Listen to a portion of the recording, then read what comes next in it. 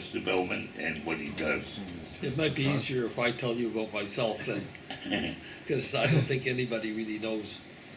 I come from Canada, where I have a law degree and an engineering degree, and I made Aliyah in 2009. Best decision I ever made. And I've been living in Jerusalem since I arrived. And I run a blog called Isra Pundit. And Isra Pundit I started 15 years ago, long time. Lots have happened since, and we've managed to establish our place in the firmament. We have a good following, particularly in the States. Everybody who really wants to know about the conflict in Israel, they sign up for my daily digest and follow my blog, and are quite happy to get it. So enough said on that. Can I just say? I'll just say one or two quick words because it's quite big. No, I have to. Okay. Wow. It's an honor and a privilege to have you here this evening, Ted. I just must mention to our viewers and the audience here that Ted organized the talk in Jerusalem at the Belman Center. And it was exceptionally well attended. We had amazing guests. I really recommend you all to see it. It's already on Ted's website and it's going to be going on YouTube. And it was really exceptionally well not only attended, but the caliber of the speakers were amazing. They really were. And we had Muslim speakers, Jewish speakers, you had from all different spectrum speaking, and it was open to the floor, and it was just a very, very successful event. And those who look at your blog and what you do, we really are in awe, because you do tremendous work for our country, for Israel. And we recommend you all to look at the blog and to support in every way you can, because as you're going to hear tonight, we have a very special guest, and I want to thank Michael Bloch as well, and David for inviting us to come from Jerusalem. It's a privilege to be here with you and to be at this event. So thank you very much, all of you who've attended, and all of you are going to be watching this. Thank you. I would just like to mention that we really appreciate that as is known in our organization, Worthy Brother Les, that he took the trouble to bring Mr. Belman to us. And it's it's such a pleasure. Really a wonderful gesture on your part as well. No, it's a For great which we pleasure. thank you. Thank you, Ted. Okay. I'm going to forget about my notes. I'm going to reconstruct the whole thing, and I'm going to start with a solution to the problem. And there are many solutions that are out there. Everybody has a solution or a plan. Carolyn Glick has her solution where she wants to annex all the land and have a path to citizenship. Martin Sherman or Bennett has a solution where he wants to annex Area C only, and we'll worry about the rest later. And he hasn't commented on, he wants to give citizenship too. Feiglin has a plan. Everybody's got a plan. But my plan is a plan of action. Everybody else's plan, if you say, when do you think your plan will be implemented? I mean, you get a blank face. Nobody has a date. Will it be 5 years? Will it be 10 years? How long will it take to get? So it's just a talking point. It's a plan. We have a plan of action. And it's our intention to have our plan become reality next year. And I will explain what the plan is and how it'll become reality. Now, aside from the people in Israel who have a plan, there are a number of people who believe in Jordan as the solution. And any right-thinking person knows that Jordan is fundamental to the solution because Jordan has so much land and they don't have the population to fill it. And Jordan used to be part of the Balfour Mandate. The Palestinian Mandate, Jordan was part of it. And when Balfour passed the declaration, Jordan was included in land promised to Israel. And I'll come back to that. Now here's the essence of our plan. We have been arguing in the lead up to this conference that we had, we've been arguing for that the king has to abdicate. This is the key to our plan. The king has to abdicate, and we have a man who's ready to replace him. And that man is Mudar Zahran. And I'll tell you a little bit about Mudar Zahran because he's the key to this plan. Mudar came from a wealthy family, lived in Palestine for a bit, lived in Jordan, ultimately moved to America, and he got a master's degree in America. Then he came back to Jordan, and he ended up in the American embassy as part of the intelligence capability of the American embassy. And in that position, he got to know the whole intelligence community throughout the Arab world, throughout Israel, throughout America, extremely well connected in that regard. But he was also very outspoken. So he would always speak out against the king. And that's a very serious offense in Jordan. And he didn't just do it once, he did it a number of times, as a result of which Jordan charged him with treason. And he had to flee the country, and he applied to Britain for asylum, and he was granted asylum, which was not an easy thing to get at the time. That was about 10 years ago. He went to Britain with asylum, and because the king was out to get him, they gave him a safe house so that nobody would know where he lives, and he's married and he has 3 kids. And he ended up living on welfare. But he continued to fight the king with articles. He's a journalist and whatever. Different people published him. And while he was in England, and he's been there for 10 years, he got a PhD. And he said, well, it doesn't cost a lot of money, and welfare is pretty good. I mean, Britain takes care of its own kind of thing. So he's got a PhD in the time that he was there, and now he's working on a second PhD. So a very ambitious guy. And throughout this whole time, he's been trying to organize an insurrection in Jordan, working with the Palestinians, because he's a Palestinian. And if you weren't aware of it, at least 75% of the people living in Jordan are Palestinians. At least 75%. And in a way, what the hell is King Abdullah of the Hashemites doing in Jordan? They only have 82 members in their family. That's the extent of the people living that are in the immediate family, and they are running Jordan. And so he started to organize the Palestinians to rise up and to go to the streets and whatever. And they started that during the time that Obama was in office. And Obama, because of his peculiar policies of embracing the Muslim Brotherhood, which has their headquarters in Jordan, Obama did not want the king to be overthrown. And so the insurrection didn't go anywhere, and Mudar was biding his time. Now, I met him about 8 years ago. He was in Israel, and we got along very well. And he would keep in touch with me regularly, telling me about how he's organizing all the Palestinian camps in Jordan, like the refugee camps. Each camp had their own leader and whatever.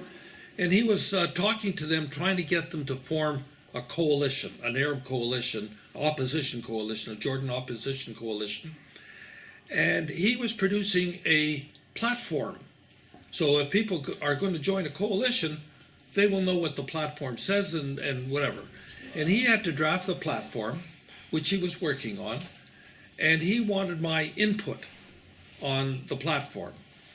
So he sent me the platform, and I had my own interest and goal. I wanted to make sure that the Jordan would be friendly to Israel, and I wanted to make sure that Jordan would welcome back to Israel all the Palestinians that they had given citizenship to. And I'll mention that in a moment. And that's all I wanted from him. And so he, on the other hand, first of all, he wanted to please me and to give me what I thought wanted, because he wanted Israel on their side. And in a way, I was a proxy for Israel, explaining what Israel would interest them and make them support him. And on the other hand, he had to go to all these Palestinians, refugees in Jordan, and like he readily admits, they hate the Jews. They hate Israel. But there's only one person they hate more, and that's the king. Right? So that's like the Palestinians, they hate Israel, but they hate the PA even more. But anyways, he had to work his magic with all these various groups to get them to accept the constitution or the platform that he was creating, because they were going to be a panel or a coalition that was based on that. And that program, it's a 15-page program, is posted now on my website, and his vision is a democratic, secular state, fully westernized. That's the vision. And then I remember, we did this about 3-4 years ago. He called me up one day very excited, because we used to have the idea or the belief that the king, his support, his strength is the Bedouin. That the Bedouin are treated nicely by the king, and this is what every dictator does. You take care of your friends. You let them eat at the trough, so they can get some of the ill-gotten gains. And you give them higher wages, you give them this, you give them whatever, in order to keep them loyal to you. That's what all dictators do. You have to have a constituency that has a vested interest in protecting you, because they're eating at the trough. And we used to think that was the Bedouin. So what happened is the king started to get into economic trouble, so he started to squeeze the Bedouin. And so 2-3 years ago, Mudar calls me up, and he says that there's a 1 million-man Bedouin clan in Jordan wants to join the coalition. 1 million man. That's big. That's very big. And as it turned out, one of the Arab speakers that I brought to Jerusalem to talk from their point of view was a leader of that Bedouin clan. And he is also run away from Jordan because there's a price on his head. Anybody who wants to challenge the king has a price on their head. And so Mudar happened to bring even the Bedouin into his coalition, and we published a document 2 years ago. Now and it stays there, and nothing has changed. But we decided that now's not the time, given that Obama's in office, and we sort of backed off the idea of overthrowing the government. But that was always his plan. Now, during this period of time, the Jordan tried Mudar for treason in absentia and convicted him to life imprisonment. This is serious stuff. And even now, when I was getting ready for the conference, he phoned me up agitated one day, and he said his safe house has been made public and he has to go to the police immediately and get a new safe house. He's constantly on the run. And they gave him a new safe house, and he's got 3 kids to worry about. Okay? So he's really dedicated to this whole idea. And the essence of the plan is that the king has to abdicate, and he wants to replace the king, and then he's going to make Jordan as friendly to Israel as Emir Faisal wanted to make it 100 years ago when he made a deal with Weitzman, the Faisal-Weitzman agreement. You may be familiar with that agreement. And that agreement basically said is, we will welcome you here with open arms, and all we want from you is to help build our economy. And that's exactly what Mudar wants to do. He wants to be totally friendly and work with Israel in every way possible to build the economy. And that's what his plan is. And it all depends on getting rid of the king. That's the only thing. So when I'll come back to the current history, and I just want to give you a little bit of history starting with the Faisal-Weitzman agreement. That was 1919, that agreement. It never got accepted by Britain. It never got accepted by other Arabs. So he didn't represent everybody. He was a king of Syria at the time, a very important emir. And he really saw the Jews as somebody who could help the Arabs get out of their poverty, get over whatever that was before the age of oil. And he welcomed them there because of what they were going to do for Jordan. Okay? So that plan didn't go anywhere. And the next thing that happened that was of interest is that Churchill was appointed the minister of overseas whatever. He became a minister in charge. Secretary. What? Foreign Secretary. I don't think it was called Foreign Secretary. I have it here, but the exact name doesn't matter. And he was only in office starting in 1921, and his government lost office in 1922. Very, very short period. But while he was in office, he brought in what is known as the Churchill White Paper. And the Churchill White Paper was very interesting in that what he did in the Churchill White Paper was to do two things. He redefined, this is Churchill, and the paper was June 3rd, 1922. He redefined the Jewish national home to be only, as stipulated in the Balfour Declaration, to be only a cultural and spiritual center rather than a state. That's what the Churchill White Paper provided for. And that's become a big issue. People say, well, Balfour gave us the right for a national home, but what's that? Is that equal to a state? And that became a big political issue. And Churchill says, you're only entitled to a spiritual center. And that's something that Weizmann was even going along with, but he didn't win the day because others wanted a state and nothing less.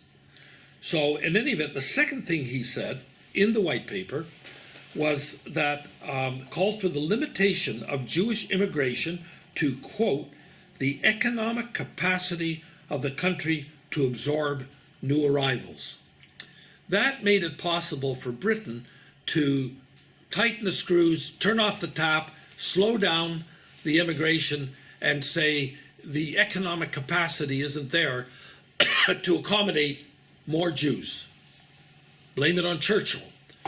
But the white paper said one more thing of value to us, and it said, this is a very famous quote, that the Jewish community in Palestine should be able to increase its numbers by immigration as of right and not as of sufferance, which means you have the right to do this, you don't need our permission. Sufferance means we're letting you do it. And that paper said we have the right to do it. Something to keep in mind. Ted, Yeah.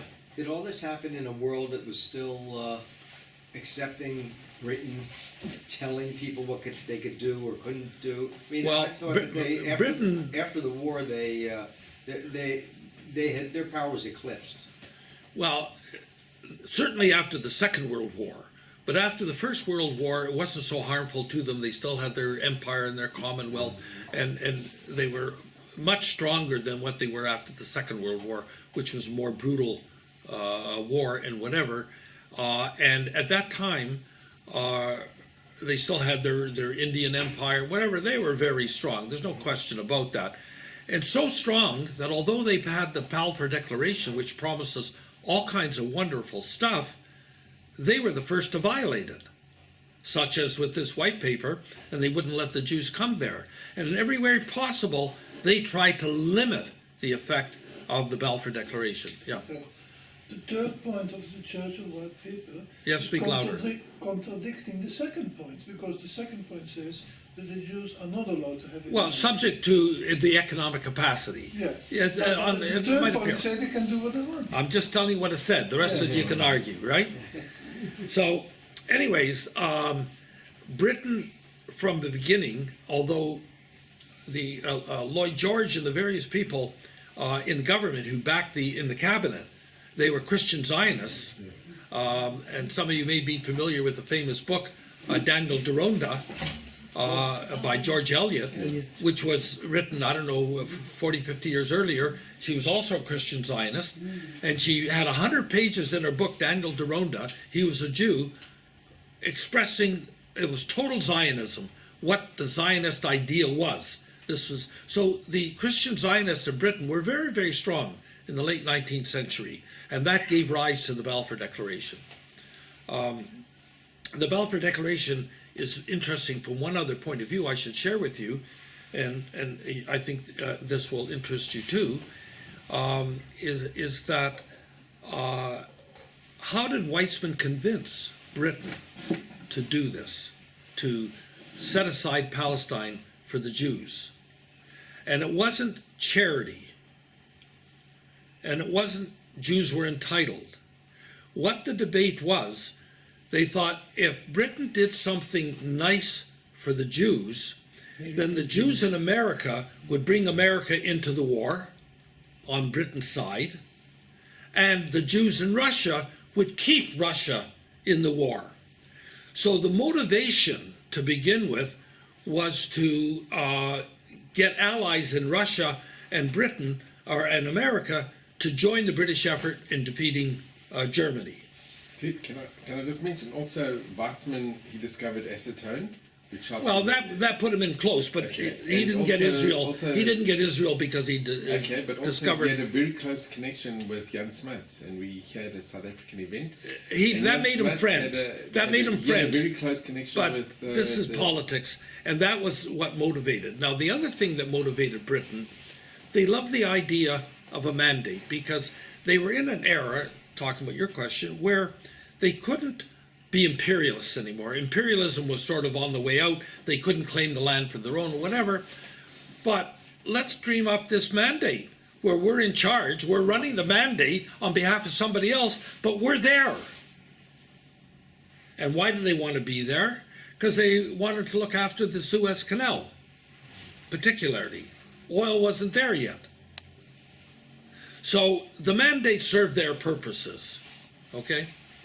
Now, and they, from then on, they screwed us. They prevented the immigration and they did all of Clinton. So then Churchill wasn't finished. Churchill, in order to solve a political problem, and this you know about, Churchill decided to sever Jordan temporarily from the mandate. It was still under the British mandate, didn't create a separate mandate. It was still the same mandate. And Churchill decides that he's going to give Jordan, temporarily, whatever that meant, to Abdullah, which is a great-grandfather, I think, of the current Abdullah, and in order to pacify him. It was 78% of the mandate that was given, and also and he went to Weizmann, and Weizmann was really upset because they needed Jordan for lots of reasons. The Jordanian land, there was arable land, there was a lot of reasons that they wanted it, and they needed it, because at that time they were looking at 12 million Jews in Europe that they were going to try, they hadn't been decimated yet, and they needed land. He didn't want to give it up. So what Churchill said, I am putting in this clause in the mandate which says that the Zionist provisions in the mandate don't apply to Jordan, which means you can't settle in Jordan. And so Weizmann got all upset about that, and Churchill said it's only temporary, and if you don't sign the mandate, or I agree to that, we won't sign the mandate. And it was black the and same white. year, I think. Yeah, Churchill got Weizmann to agree to that clause and the removal of Jordan at the threat of canceling the mandate, because it hadn't been signed yet. And it was only about 2 or 3 months after this white paper that the mandate was signed, and I think even before it was signed, that Churchill was out of office. So that's the damage that our friend Churchill did. Now, one other thing that I want to mention, this is a side issue. Faisal, who wanted the Faisal agreement, Faisal said that, and of course, Muslims will be responsible for Muslim holy sites, and the Jews will be responsible for the Jewish sites, which seemed evidently reasonable. But when and so currently that's what has happened. This has been enshrined in law. But what's interesting is the Al-Aqsa Mosque, and you know how the Arabs are always saying, oh, they're trying to destroy the mosque, they're a danger to the mosque and whatever, and they create an intifada on the basis that we are attacking the Al-Aqsa Mosque. They never say they're invading the Temple Mount. The Temple Mount is not the mosque. They should have the mosque with a perimeter, and the whole mount should be an Israel holy place. Now, because of the lax Israeli government, they allowed that line to be blurred and allowed the Muslims to expand and say all of the Temple Mount is ours. But they would never have an intifada based on, oh, they're infringing the Temple Mount, because that's not the holy place. They need the holy place, and they say it's Al-Aqsa Mosque. So that's just a side point. So Jordan, by the way, declared itself, I don't want to give too much history because we're going to get into the other things, but some of these things I thought would interest you. Jordan declared itself independent in 1946. Then you have the War of Independence in 48, ceasefire in 49, and Jordan ends up in occupation of the West Bank and Jerusalem. And then they destroyed all the Jewish settlements and holy places and cemeteries and whatever. And only 2 countries in the world recognized the annexation by Jordan of the West Bank. That was Britain and Pakistan. Only 2 countries recognized it. And also, he annexed the land, which made the West Bank, I think, as populated as Jordan was. And so you have your East Bank and your West Bank, and everybody became a citizen in the West Bank who lived there, and that citizenship entitled them to vote. And they had a lower house that had half the members from the lower house in Parliament were from the West Bank, and the other half were from the East Bank. That's how it was one country run. So the takeaway from that is all the Palestinians in Judea and Samaria have Jordanian citizenship. Because in international law, you can't take away the citizenship. Once you can't leave somebody without citizenship and cancel their citizenship, so Jordan couldn't retract it. So all the children of the children of the children of those people have Jordanian citizenship. Now what's interesting about that, when Israelis talk about annexing the land, there's such a worry, oh, we'll have to give citizenship, and the world will, it'll be apartheid. No, they already have citizenship in Jordan, which changes it. It's not like they're without citizenship.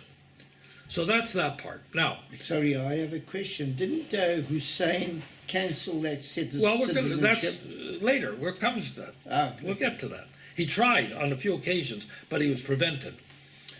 But anyways, so in the 70s, and then came the 67 war, and Israel turned the tables and recaptured the land, and they had Resolution 242, which basically said that Israel can. This is interesting too. The Security Council passed a resolution saying that Israel can remain in occupation of the land until they have secure and recognized borders, which means that they have the hechsher from the Security Council to stay there. It's not an occupation. That's the wording of 242. They can stay there until they have an agreement for secure and recognized borders, which they haven't had. And when they do, they don't have, those borders don't have to be on 67. They don't have to give up all the land. That argument you know about already. And the agreement had to be between the states in the area to the conflict. That's Jordan, Egypt, Saudi Arabia, whatever. And the PLO and the Palestinians weren't even heard from, had no right to negotiate, were nobody. And for lots of reasons, the Arabs then, they passed legislation, if you're a refugee, no Arab country can allow you to give up the refugee status, and they can't give you citizenship, and they got to stay in refugee camps. That was legislation passed by the Arab League. So every Arab country will not allow the absorption of the refugees, so they remain refugees. And today, I think there's maybe 20,000 refugees, original refugees from that time. And the millions that everybody quotes are children of children of children. And in no other place, like in the regular refugee law, that the children are not refugees. They get citizenship where they were born or whatever, but a refugee is the person who fled. So that's that issue. So anyways, in 1988, after the Arab League passed legislation turning over everything to the PLO, so Jordan thought they don't have any choice to remain independent, and they decided to also relinquish their right to negotiate the West Bank, which was a right put down in 242, and they had absolutely no right to give that right away to somebody else. That's not something they have a right to do, but they did it, and Israel didn't object to it, and Israel compounded it with the Fakat Oslo Accords, as you know, and they really made a mess of that. So that's how Jordan pulled out, but Jordan can't take the citizenship back. That's important. All right. So that brings us up to Obama is there, and then what happens is that when the first glimmer of hope came in the summer of 2016, the Republicans had a convention prior to the election at the end of the year, and in that convention they unanimously passed a resolution calling for some kind of settlement of the conflict without any mention in the resolution of a two-state solution or of Palestine. Totally absent from it because they wanted to expand the possibilities without defining or favoring a solution. So, and Trump was very much involved, his people were very much involved in approving that wording. No reference to Palestine, no reference to the two-state solution, and what is interesting, it was passed unanimously in the Republican convention. Huge, especially when you look at the Democrats and what they're doing and how anti-Semitic and anti-Israel a large part of the Democratic Party is.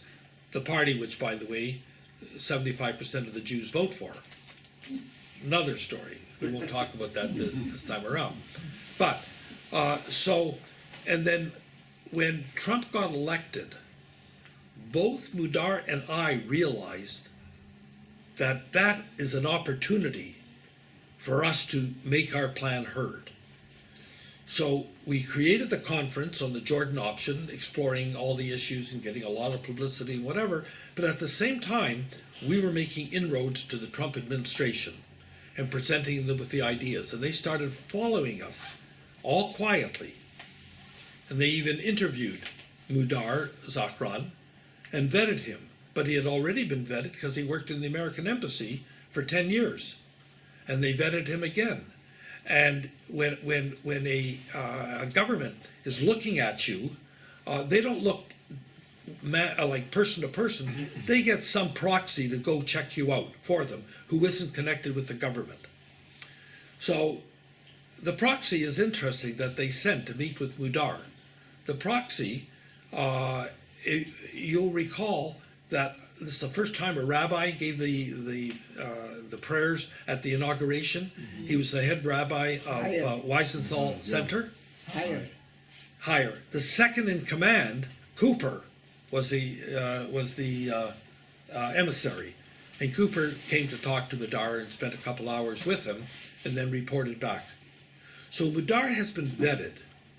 Now, Mudar knows everything that's going on because he talks to intelligence people. Everybody tells him up-to-date stuff, what's going on. And they tell him that America is formulating plans that hinge on putting him in office. Very confidential. But they said to him, how do you think we should do it? And he wrote a 15-page paper for them. And in that paper he said, we want Israel to be against us. Nowhere should Israel in any way favor us. They should continue to say we want the king. Secondly, we want the American government to be against us, protecting the king. Because we don't want to appear as a puppet of Israel or of America. And right away, the Trump administration was very impressed with his sophistication. He understands psyops. He understands how you con the people, how you present the facts or the picture, the whatever, to make it more acceptable. And so at this moment, and things can change, that's the centerpiece to the plan. That's going to come down. Now, we don't know why that's good for Israel yet. I'm going to deal with that shortly. But first, I want to finish something about the plan. And these are, at the conference, certain very key questions were asked. One question was, how do you feel about separation of church and mosque?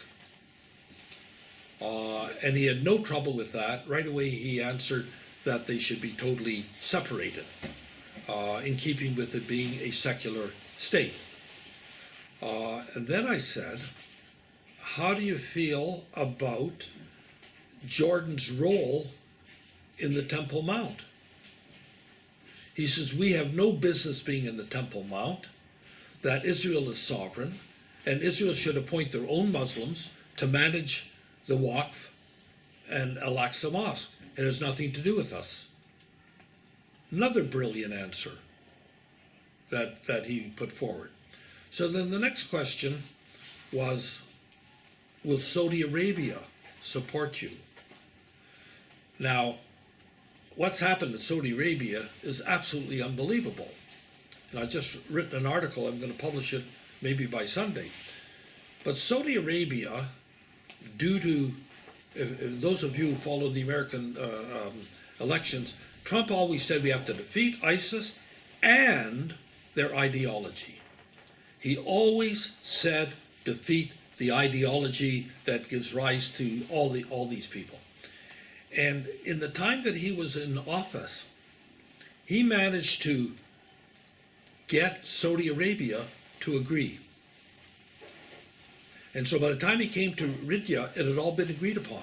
Saudi Arabia had 50 Muslim countries in attendance, and Trump gave his speech about the ending the ideology and westernizing and coming into the modern world and all kinds of stuff like that I've identified in my article. And this guy Mohammed bin Salman bought into it 100%. And they are now committed to undermining Wahhabism.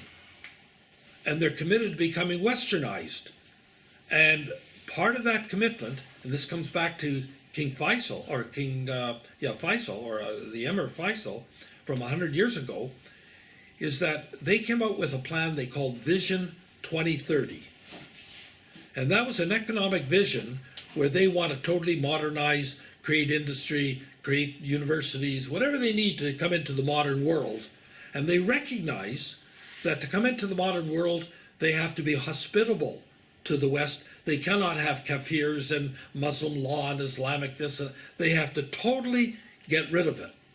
So the first thing, and so they got all the Muslim countries to agree to this.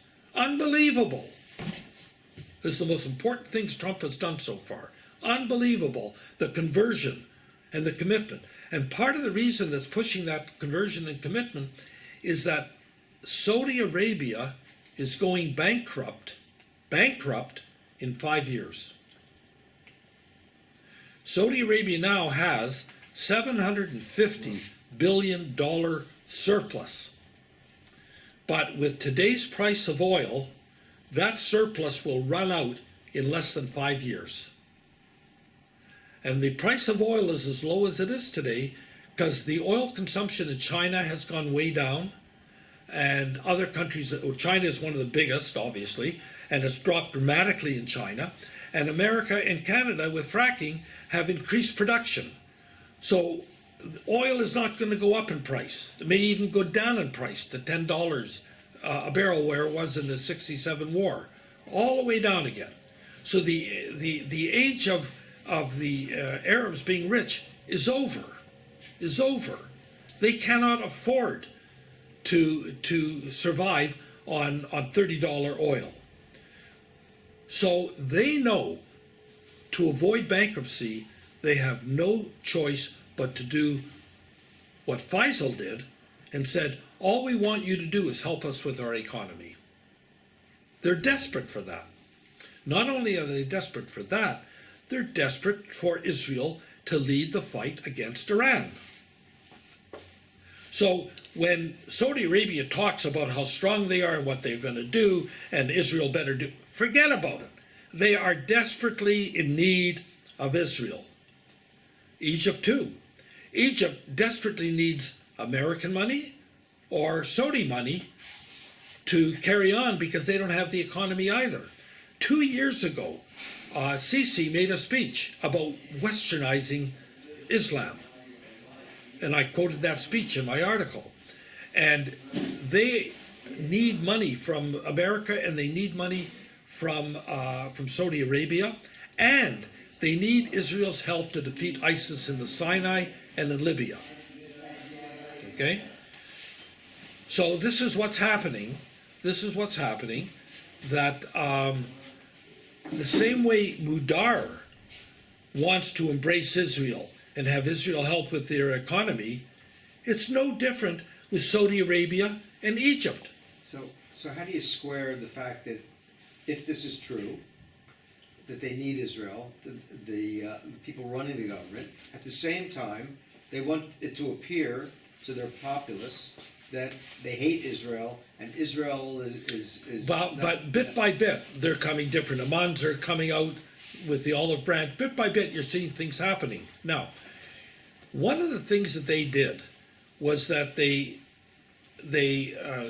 ostracized Qatar.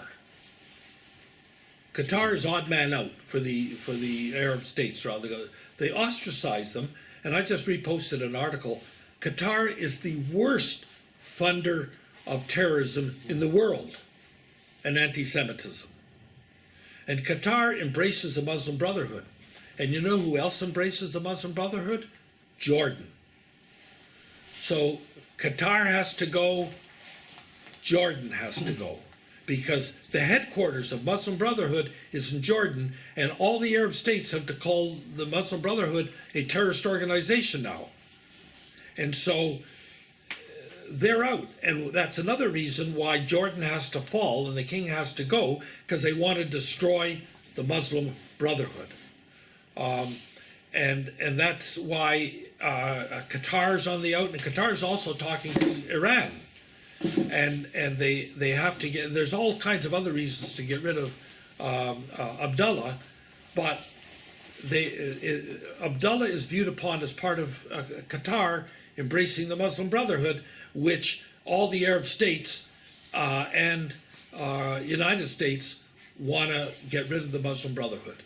And the Muslim Brotherhood happened to be the agent and proxy of Obama. He embraced them from day one, even before he was in office. He embraced the Muslim Brotherhood. That was his solution to everything. Trump administration is totally different. So, so that's what's happening in that part of the world. Now, we've developed a plan.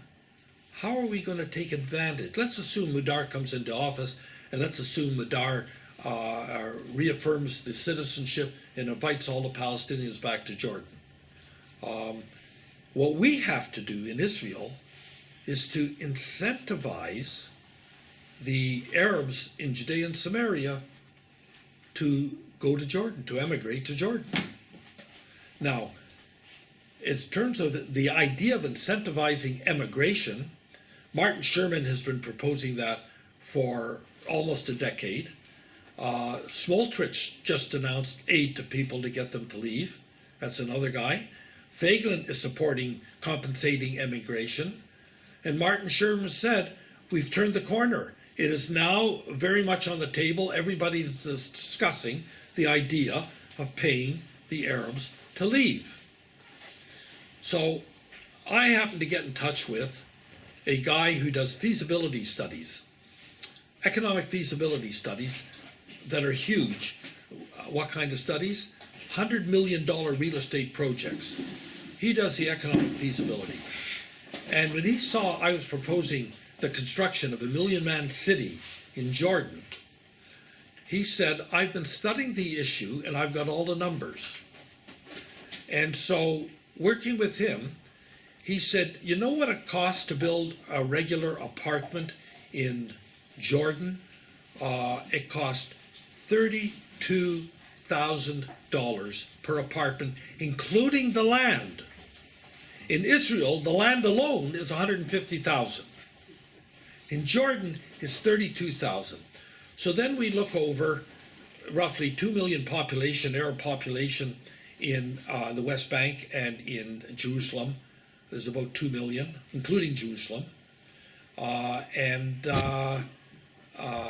We think that we can induce them to leave if they get jobs. They have to build the city for 1 million people, all the homes that have to be built and whatever. And our plan was to give them free housing.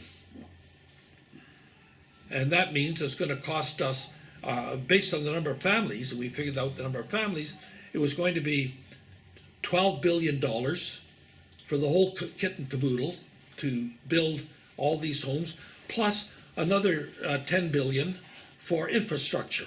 And the infrastructure was going to include a desalination plant that would double the water consumption they currently have. Double it from one plant would be included in the $22 billion that was going to be spent. And as I said at the conference, obviously if you're building a city, there's the jobs for all the Palestinians to go. They got to build a 1 million person city to build there. And Mudar is totally in favor of that. Let's do it, kind of thing, right? But we have a problem. How do you give free homes to all these people? And it'll cause a lot of resentment to the people already living in Jordan who don't get free homes. And you got to take into account that as a problem. So I came up with another answer. And the other answer has to be connected with something else. You all are familiar that Lieberman, with almost the support of Netanyahu, and it was pushed by America, was going to double the size of Qalqilia from 56,000 to 112,000 people. And there was such a hue and cry, the government backed off. And I, at the time, wrote, that is absolutely madness. We should be getting the residents of Qalqilia out of there, not doubling them. It was such a crazy idea.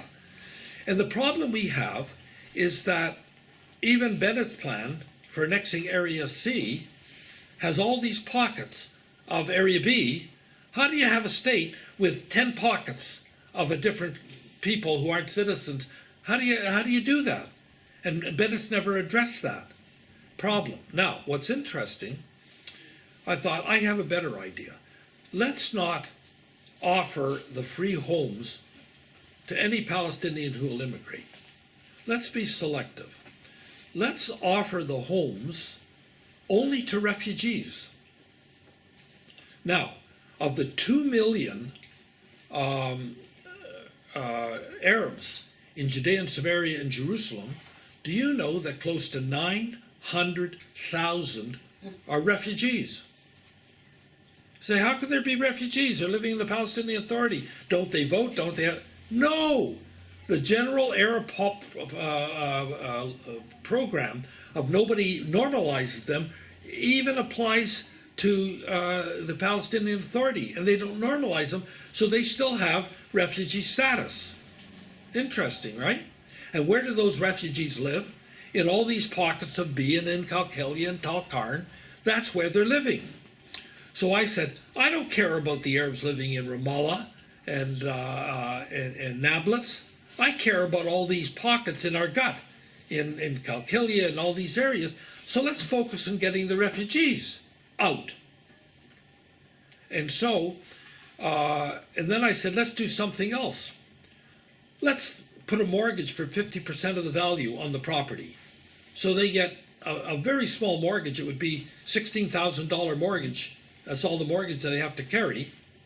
And then we can build twice as many houses and give those houses to the refugees that are already living in Jordan. And they also have refugees. So that way, with the same investment, we can solve the problem of how do you give some people, not other people, to the refugees. Now, going Wait, further. you only, I'm to sorry? interrupt, but you only talked about the refugees. What about all these other? What about the Bedouin in Jordan? What about the? You can Jordanian tweak it. I'm just citizens saying, who are all they're Palestinian? getting is residents with a mortgage. If need be, it can go to everybody. I won't get into. I'm just saying, the essence. I'm focused on the refugees. Now you go one step further. There is 1.6 million Arabs in Gaza. Anybody know how many refugees in Gaza? All of them. 1.3 million. Almost the entire population of Gaza are refugees. So I say, let's include that 1.3 with the 800,000 in the West Bank, and you've got 2 million, and let's give them all free housing to go, and then if they go, we can annex Gaza and make Gaza part of Israel. Now here's another interesting factoid, is that as cheap as the housing is in Jordan, it is half price in Egypt. Egypt, it's $16,000 for an apartment. And Egypt has 96 million population, which is almost 15 times what Jordan has. So if you take 1.5 million refugees from Gaza and you put them into, it's only 1.3% of the total population, right? Now, Egypt, but Egypt is desperately in need of money, in need of our protection, and us to help destroy ISIS and whatever. So it just shows you how there are solutions, fabulous solutions, but nobody's talking about them. And we felt with Trump in office, Trump wants to do the ultimate deal. This is the ultimate deal. And another reason why it's the ultimate deal is because if we succeed with this, then that's the end of the PA and the end of UNRWA. Because all the Jordan will take over the schools for the refugees. There'll be no more need for UNRWA. This is so enormous. It appeals to anybody who wants a common sense, ultimate, total solution. And so that's why we've been focused on Trump, and we believe at the moment Trump is going to do it. Now, I just mentioned one other thing. Carolyn Glick has written a few articles, one recently, and she said that Trump is becoming a laughing stock, that was in the title, for the policies in the Middle East. And she made this point, don't you believe it? And then Yalon this week said that Trump doesn't have a strategic vision. He doesn't know what he's doing. The policies are all confused. Yalon has been out of office for 2 years. He knows nothing about this, about what's going on. And what is going on, and you'll see it happening, is America has a master plan for the whole Middle East. They haven't walked away. They're talking a peace agreement now. You know why they're talking the peace agreement now? Not because they think they're going to get an agreement at all. That's psyops again. It's going through the motions. It's creating magic. They don't mean it. It's a sleight of hand. What are they doing? They are now putting the pieces together that will enable Saudi Arabia in their courtship of Israel to come out of the closet. We're going to give Saudi Arabia fig leaf so they can more publicly get together with Israel. And that's what this is all about. It is preparing the way. There's going to be no peace agreement here. Forget about it. Don't worry about it. Ain't going to happen. And it's all about furthering the connection. And why? Another reason Jordan has to go, because there's going to be so much trade going from Israel to Saudi Arabia that we want trucking lines. We want a friendly Jordan, so trucks can be trucking in back and forth goods to Saudi Arabia and so on. So that's another reason Jordan is going. It's not going to be run by the king in a year from now. And he has plans for Kurdistan. Look what's happened in Lebanon. Lebanon is going to be destabilized soon. They started already. They're on notice. Trump has promised that he's going to push back Iran, and I believe he's going to do it in his time. And this is part of the thing. Oh, what's he doing? He has Iran just did this, they did that. Well, it's happening in a very orderly fashion.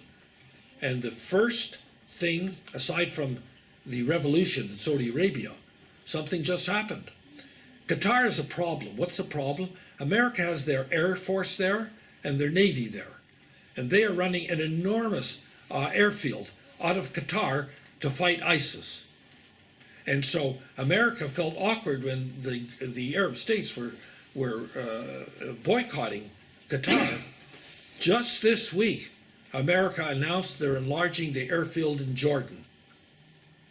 And they're going to be moving the whole airfield to Jordan, and they're going to control Jordan as they do now. They didn't need Jordan's permission. They're just doing it because America is in control of the army and the Secret Service in Jordan, and the king is nothing. So America has a plan, and you'll start bit by bit. You'll see evidence of this plan coming to fruition. So let's leave that at my formal remarks, and anybody has some questions? Is this all in your article? Yeah, It'll be great to see how much of it happens. yeah, you pay attention. You'll see, well, the moving of the airport's been announced. That's happening. And What's this? what? What about airport? From I didn't hear Qatar to Jordan. Oh, I see the Yeah, airport. like the big air base that's in Qatar is being moved to Jordan to stabilize Jordan and have an American presence there. And if America is there, then they can, nobody can have an insurrection or do anything, because ISIS was going to move into Jordan. And there's intelligence on that. So, so that's, you can watch for this plan. There's a grand plan. It's going to happen. And you'll see Lebanon destabilized. They want Hezbollah to get out there. And it's all coming together. Is your article going to appear in the press? I'm sorry? Is your article going to appear in the press? It'll be published, yeah. Not just, it'll be published, aside from on my blog, on the top American blog, American Thinker. It'll be published in Arutz Sheva. It'll be published maybe in Times of Israel. and it'll be circulated to the White House and everybody that has to read it. Yeah, where I'm disclosing a lot that people don't know about. So the question is, why doesn't Carolyn Glick know about that? Because Carolyn Glick isn't connected to the intelligence community. This was all done on the QT and on the quiet and whatever. It's not something that people know. So that's the story. Does anybody actually believe? What? Does anybody actually believe that there's going to be peace in the Middle East? Well, I just told you where it's Yeah, I coming know. from. I know. Well, who would believe that Saudi Arabia, who backed Wahhabism, is now undermining Wahhabism? And you know what they did in Saudi Arabia to confirm it? The Wahhabists, they had religious police to enforce. And Saudi Arabia canceled the police force in this revolution. That's one of the things they did. And They destroyed the religious police. Are gone. What? They arrested a lot of princes, a lot of. No, in Saudi Arabia. corruption, For yeah. corruption. Right, but they arrested all. It's happening. There it is, more evidence. Is it clever to release this plan in public? Wouldn't it be better to keep it quiet in a clandestine matter? I'm the only one shooting off my mouth. Everybody else is quiet. No, but if you publish it, everybody can read it. And Who am I? Who pays attention to what I write? well, you publish No, it. I'm just you publish saying, I didn't quote any sources, so I don't have a lot of credibility. I'm just telling you that we have sources, we know what's going on. it. But if you publish it, the enemy, so to speak, knows that plan and can. What can they do? Can Well, but until it prepare happens, themselves or whatever. well, listen, Saudi Arabia invited Harari back to Saudi Arabia. I mean, they see the moves. They see the moves. I'll give you something else. We're also upset that America gave up Kirkuk. They didn't keep Kirkuk for the Kurds, That's right. right? So I can tell you the story about that too. Number one, Yash, this is QT. Number one, what happened? And the Kurds are very upset with this, but they needn't be. One of the things that America said was that it was premature, your referendum.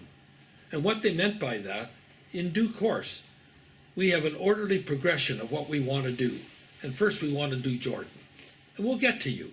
But they said something else. When Jordan challenged, first of all, did you read anything about people getting killed?